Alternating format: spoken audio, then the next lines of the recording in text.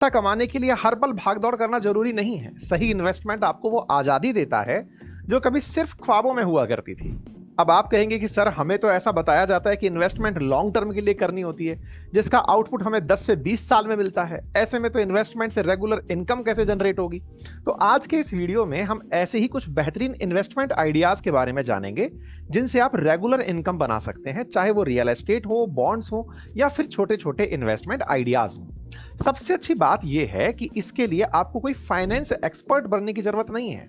अगर आप भी चाहते हैं कि पैसा आपके लिए काम करे, ना कि आप पैसे के पीछे दौड़ें, तो वीडियो को एंड तक जरूर देखिएगा, क्योंकि वीडियो में आगे हम विंट वेल्थ नाम के एक ऐसे भरोसेमंद प्लेटफॉर्म के बारे में जानेंगे जिससे आप रेगुलर इनकम जनरेट कर सकते हैं।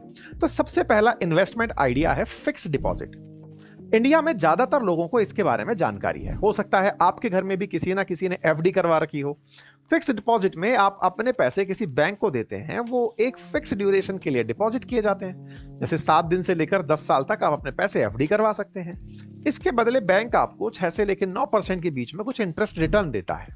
यानी अगर आपने 1 लाख रुपए डिपॉजिट किए तो 1 साल बाद आपको 1,06,000 रुपए मिल जाएंगे, जिसका मतलब हुआ कि आपके पास 6,000 रुपए की एक रेगुलर इनकम, भले ही वो एनुअल हो, जनरेट हो गई।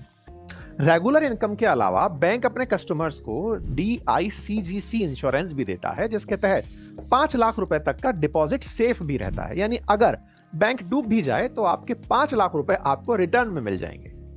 इसके अलावा एफडी में सीनियर सिटीजन्स को बाकी लोगों के मुकाबले 0.5% ज्यादा इंटरेस्ट रेट भी मिलता है। यही वजह है कि इंडिया में ज्यादातर सीनियर सिटीजन्स फिक्स डिपॉजिट भी करवाते हैं।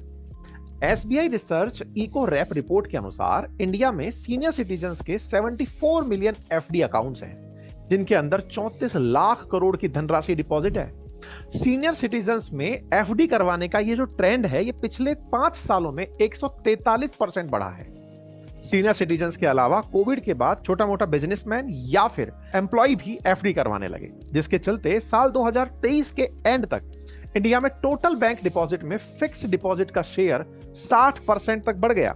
लेकिन फाइनेंस एक्सपर्ट के मुताबिक अगर आप अपने 20s और 30s में हैं, तो आपके लिए एफडी एक अच्छा इन्वेस्टमेंट ऑप्शन नहीं है, क्योंकि एफडी में जो 6 से 9% का रिटर्न मिलता है, वो सालाना बढ़ती इन्फ्लेशन को भी बीट नहीं कर पाता। जैसे इस साल इंडिया का इन्फ्लेशन रेट 3 से 4% है, यानी 100 रुपए की चीज 1 साल बाद स्वतः ही 104 रुपए में मिलेगी। ऐसे में अगर 100 रुपए की एफडी करवाते तो 1 साल बाद आपको 106 से लेके 109 के बीच में कुछ मिलता।